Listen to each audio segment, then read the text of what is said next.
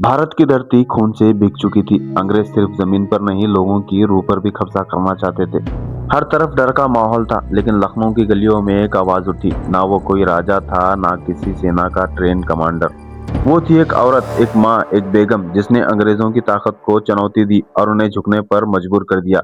ये कहानी है बेगम हजरत महल की। उनका जन्म सिंपल परिवार में हुआ। नाम था मोहम्मदी खानून। ना कोई रॉयल खून, ना कोई ताकत, बस आम जिंदगी। लेकिन किस्मत अक्सर उन लोगों को चुन लेती है जो दुनिया बदलने के लिए बने होते हैं। लखनऊ के महल में उनकी एंट्री हुई। रॉयल हरम का वो एक हिस्सा बनी। धीरे धीरे उनकी खूबसूरती, समझदारी, तहजीब ने नवाब वाजिद अली शाह का दिल जीत लिया। और एक दिन ऐसा आया, मोहम्मदी खानूम बन गई बेगम हजरत महल।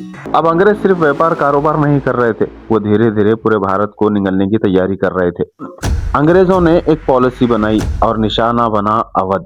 1856, एक ऐसा साल जो सब कुछ बदल दिया। ब्रिटिश ने नवाब वाजिद अली शाह को गद्दी से हटा दिया। उन्हें कलकत्ता भेज दिया गया और अवध अंग्रेजों के हाथ में चला गया। एक ही रात में पूरी रियासत टूट गई और बेगम अकेली रह गई। अब बेगम हजरत महल के पास दो रास्ते थे, या तो वो लड़ती या फिर हार मान लेती।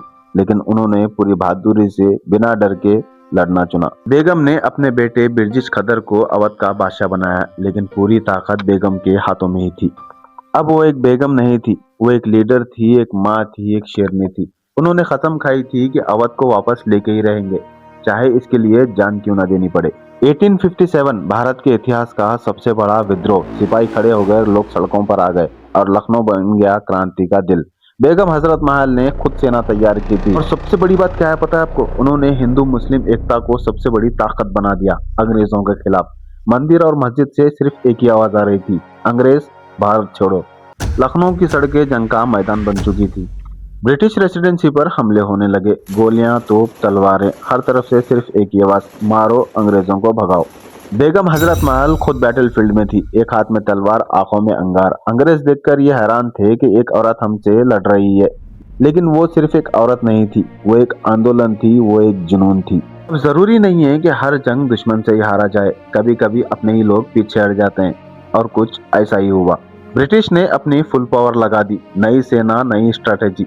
और ये देखकर कुछ लोग बेगम का साथ छोड़ गए और अंदर से टूटने लगी सेना। धीरे धीरे लखनऊ फिर से अंग्रेजों के कब्जे में चला गया। लेकिन बेगम हजरत महल ने कभी भी हार नहीं मानी और ना ही मानना चाहती थी। लेकिन करती भी क्या, वक्त उनके खिलाफ था। उन्हें लखनऊ छोड़ना पड़ा।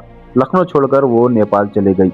ना कोई ताकत, ना कोई सेना, बस यादें और एक अधूरा सपना। 1879 नेपाल की जमीन पर हजरत महल ने अपनी आखिरी सांसें ली। एक रानी जो सब कुछ हार गई, लेकिन अपनी हिम्मत कभी नहीं हारी। आज उनका नाम शायद हिस्ट्री की किताबों में कम लिखा जाता है, लेकिन उनका बलिदान आज भी हर हिंदुस्तानी के दिल में जिंदा है।